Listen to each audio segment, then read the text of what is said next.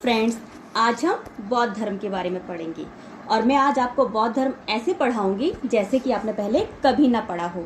तो चलिए शुरू करते हैं एक आसान सी ट्रिक के साथ। पहले हम कुछ इंपॉर्टेंट पॉइंट डिस्कस करेंगे, उसके बाद हम इसके एमसीक्यूज करेंगे। तो चलिए, हमारा पहला पॉइंट है बौद्ध धर्म के संस्थापक महात्मा बुद्ध थे। ये तो सभी को पता है कि बौद्ध धर्म की स्थापना किसने की थी? महात्मा बुद्ध जी ने। ठीक है, महात्मा बुद्ध का जन्म 563 ईसा पूर्व हुआ।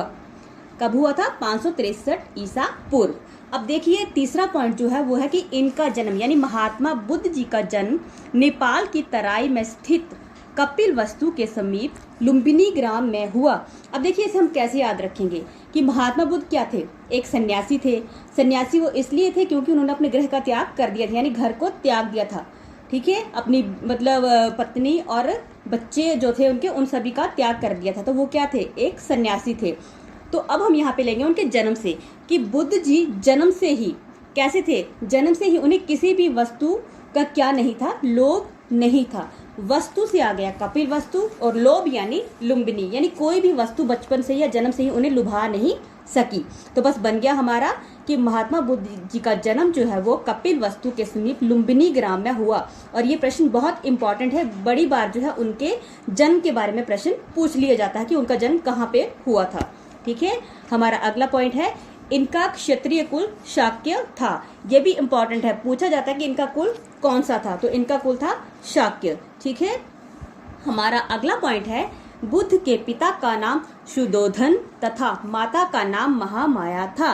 अब देखिए, हम बुद्ध जी को जब भी रिलेट करेंगे तो एक सन्यासी के तौर पर। ठीक है, तो देखिए बुद्ध जी सन्यासी थे, तो जब सन्यासी होते हैं उन्हें किसी तरह के किसी चीज का कोई लालच नहीं होता। तो इसी तरह से बुद्ध जी को भी अपने पिता के धन, ठीक है, अपने पिता के धन का किसी भी तरह का कोई लालच नहीं था।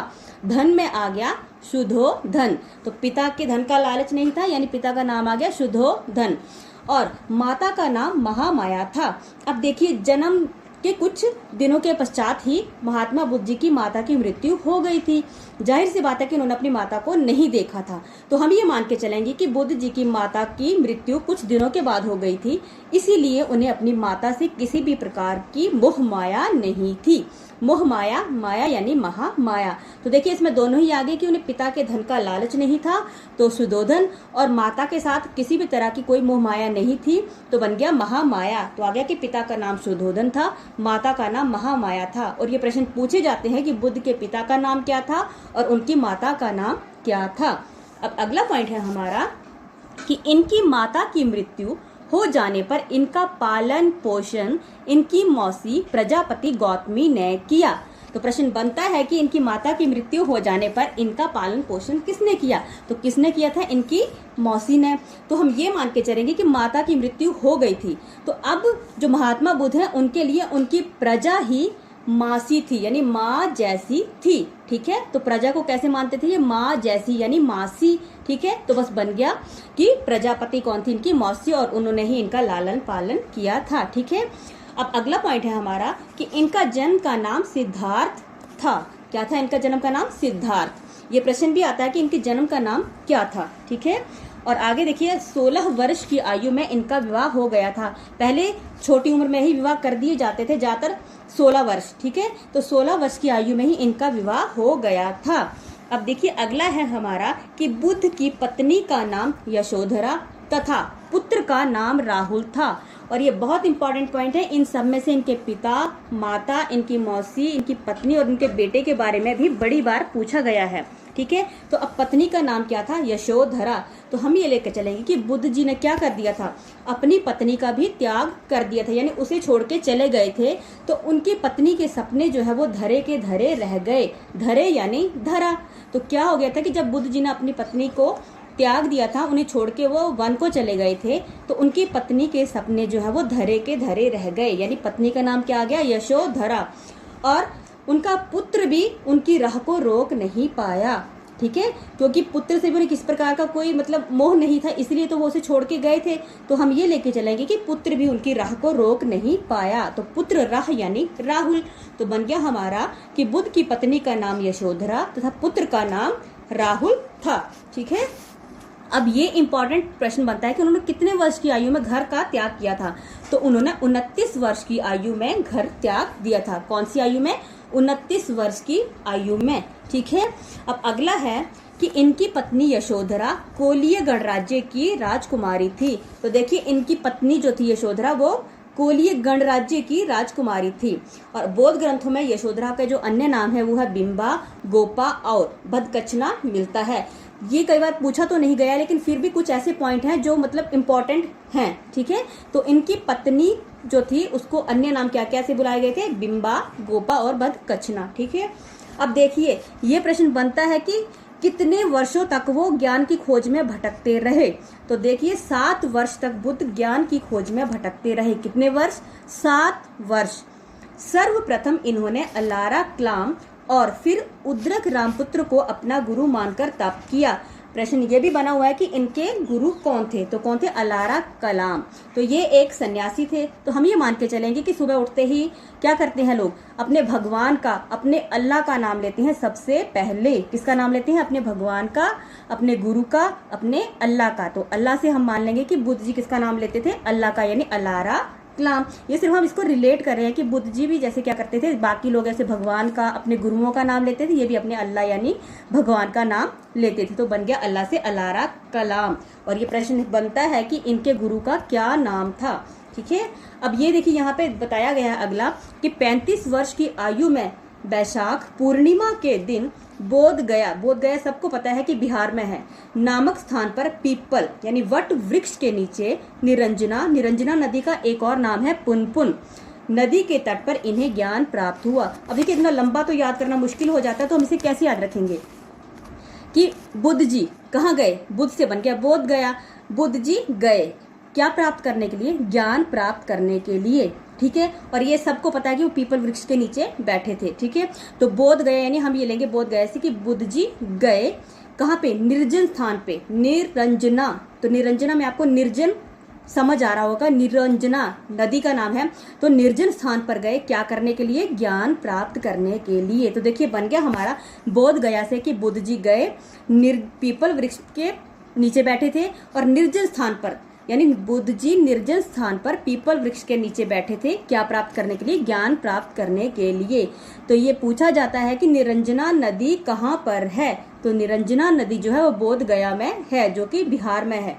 ठीक है। और इसका अन्य नाम है पुनपुन। तो आपने ये बातें कुछ याद रखनी है जब अगर पूछा जाए कि जो बुद्ध जी को कहाँ पे ज्ञान प्राप्त हुआ था, तो बोध गया में। तो बस अपने बुद्ध गया से याद रखना है कि बुद्ध जी गए थे कहाँ पे? निर्जन स्थान पर यानी निरंजना नदी के किनारे। ठीक है। तो वहां पे कौन सा वृक्ष था? पीपल का यानी वट वृक्ष। और वहीं पे उन्हें ज्ञान प्राप्त हुआ था 35 वर्ष की आयु में। तो ये इंपॉर्टेंट पॉइंट है और इन सब में से कोई ना कोई क्वेश्चन बनता है।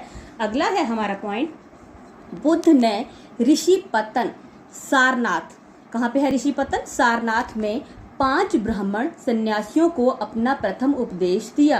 अब हम ये मान के चलेंगे कि जब बुद्ध जी को ज्ञान प्राप्त हो गया तो उन्होंने पहली बार यानी प्रथम बार अपना सारा ज्ञान यानी सारनाथ, अपना सारा ज्ञान जो है 5 ब्राह्मण यानी सन्यासियों को दिया। अब देखिए ऋषि पतन कैसे याद रखेंगे? ऋषि यानी सन्यासी। ठीक है। तो ऋषि पतन कहाँ है? सारनाथ में।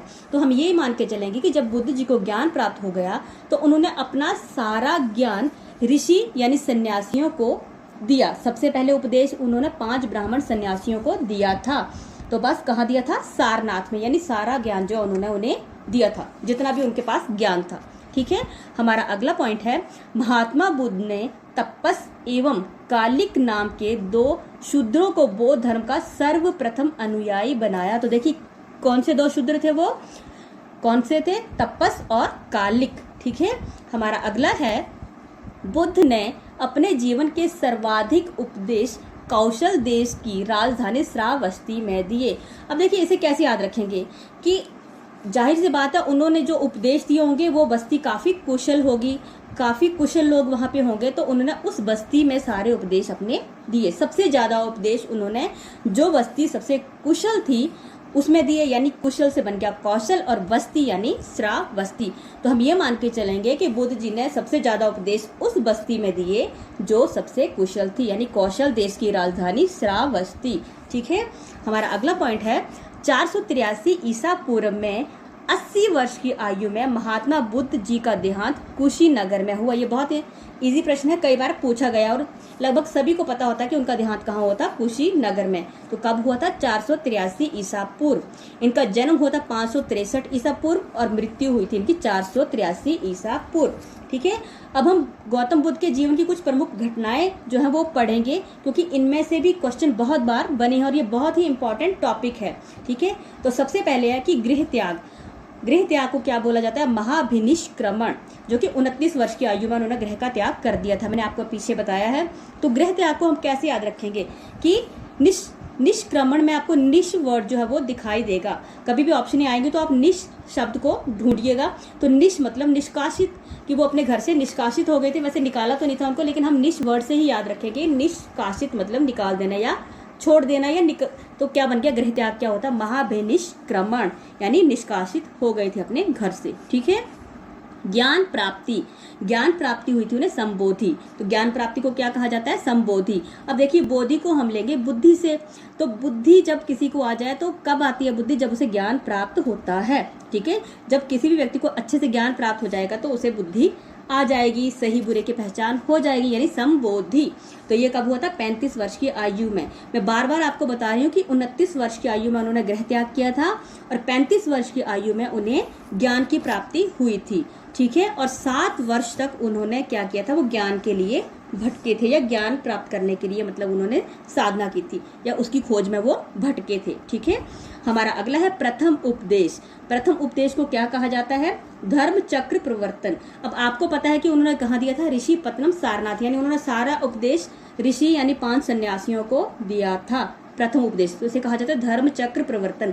अब जब कोई किसी को पहली बार धर्म का उपदेश देगा तो जाहिर सी बात है उसमें परिवर्तन तो आएगा। ठीक है, तो जब भी उन्होंने प्रथम उपदेश दिया तो लोगों में क्या हो गया? परिवर्तन आ गया। ठीक है, प्रवर्तन यानी परिवर्तन आ गया। तो हम ये लेके चलेंगे कि जब बुद्ध जी ने प्रथम उपदेश दिया तो लोगों ने सुना, उन सन्यासियों ने सुना और उनमें धर्म को लेके एक परिवर्तन आ गया, यानी धर्म चक्र प्रवर्तन। ठीक है, हमारा अगला है मृत्यु। मृत्यु को कहा जाता है महापरिनिर्वाण। अब निर्वाण का अर्थ ही मोक्ष प्राप्ति होता है एक तरह से। ठीक है, तो हम इसको रिलेट कर लेंगे। जहाँ पे आपको निर्वाण दिखाई देगा तो मान लीजिए कि वही उनकी मृत्यु का साइन था, मतलब महापरिनिर्वाण। और ये पूछे जाते हैं कि इसको क्या कहा जाता है, इन घटनाओं को क्या क्या कहा जाता है, जैसे गृह त्याग, ज्ञान प्राप्ति, प्रथम उपदेश, मृत्यु, या इन चीजों को दिया होता है और फिर ऑप्शनों के साथ पूछा होता है कि इसे क्या कहा जाता है, और ये बहुत ही इंपॉर्टेंट है। ठीक है, अगला है बुद्ध, संघ एवं धम्म को त्रिरत्न कहा जाता है।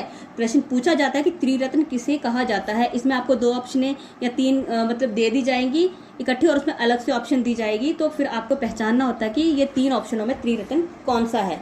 ठीक है, अगला है बौद्ध ग्रंथों में त्रिपिटक। पाली भाषा में ये लिखा गया और सबसे महत्वपूर्ण ग्रंथ है बौद्ध ग्रंथों में। कौन सा? त्रिपिटक। ये सबसे महत्वपूर्ण ग्रंथ है। और त्रिपिटक क्या है? विनय पिटक, सुत्त पिटक और अभिधम्म पिटक। इसमें मान लीजिए कि आपको बताया, मतलब प्रश्न दे दिया है कि त्रिपिटक क्या है, तो उसमें एक दे दी विनय पिटक की और बाकी कुछ अलग से ऑप्शन दी जाएं, तो फिर आपको ये पहचान होनी चाहिए कि ये इनमें 3 कौन कौन से हैं। ठीक है, विनय, सुत्त और अभिधम्म। ठीक है, अगला ये प्रतीक भी जो है बहुत ही इंपॉर्टेंट है। तो देखिए प्रतीक हम इनके पढ़ लेते हैं। कमल एवं सांड। अब कमल एवं सांड इनके किसका प्रतीक है? इनके जन्म का। और बहुत मुश्किल होता है ये चीजें याद रखना, तो देखिए मैं आपको आसान से ट्रिक के साथ ये रिलेट करके बता रही हूँ। तो कमल एवं सांड, अब हम इसको याद रखेंगे। ये पूछा जाता है कि कमल एवं सांड या बुद्ध के जन्म का प्रतीक क्या है, तो वहाँ पे ऑप्शन दी होंगी, तो उसमें कमल एवं सांड अगर दिया तो आप उसको कैसे पहचानेंगे? देखिए कि हम ये लेंगे कि बुद्ध का जन्म से ही चेहरा कैसे था, मतलब उनका मुख कैसा था? कमल सा। कैसा था? कमल सा। कमल में आ गया कमल और सा यानी सांड, तो कैसा था जन्म से ही उनका मुख? कमल सा। अगला है घोड़ा। घोड़ा किसका प्रतीक है? गृह त्याग का। किसका? गृह त्याग का। अब ये मान के चलेंगे हम कि बुद्ध जी जब घर से गए थे तो वो पैदल ना जाकर किस में गए थे? घोड़े पे गए थे। उन्होंने गृह त्याग किया और घोड़े पे बैठ के वन को चले गए, यानी गृह त्याग घोड़ा। हमारा अगला है पीपल, बोधि वृक्ष। तो सबको पता है कि ज्ञान का। उन्हें कहाँ ज्ञान प्राप्त हुआ था? पीपल के वृक्ष के नीचे, यानी उसे बोधि वृक्ष भी कहा जाता है, यानी बुद्धि को ज्ञान से आपने रिलेट कर लेना है। अगला है पद चिन्ह, निर्वाण का। जब बोलते हैं ना किसी की मृत्यु हो जाती है तो बस उसका निशान ही रह जाते हैं, मतलब उनकी यादें रह जाती हैं। तो निर्वाण मैंने आपको बताया कि निर्वाण ही मोक्ष होता है। तो पद चिन्ह यानी आपने याद रखना कि चिन्ह कि इंसान चला गया है, मतलब उसका मोक्ष को वो प्राप्ति हो गई है और उसके सिर्फ चिन्ह यानी उसकी यादें ही बची हैं। ठीक है। और लास्ट है स्तूप। स्तूप जो है वो मृत्यु का। ठीक है फ्रेंड्स, तो अब हम इसके कुछ MCQs पढ़ते हैं और ये देखते हैं कि जितना हमने पढ़ा उसमें से हमें कितना अब तक याद हुआ। तो हमारा पहला प्रश्न है, गौतम बुद्ध का वास्तविक नाम था। उनका वास्तविक नाम क्या था? सिद्धार्थ, राहुल, उद्रक या महावीर? तो सबको पता है कि गौतम बुद्ध का वास्तविक नाम जो था वो था सिद्धार्थ, यानी हमारी क ऑप्शन। ठीक है। दूसरा है, महात्मा बुद्ध का विवाह कितने वर्ष की आयु में हुआ? 15, 16, 17 या फिर 18? तो उनका कब हुआ था विवाह? 16 वर्ष की आयु में। अगला है, महात्मा बुद्ध की पत्नी किस गणराज्य की राजकुमारी थी? किस गणराज्य की? शाक्य, कोलीय, गंधार या शुंग?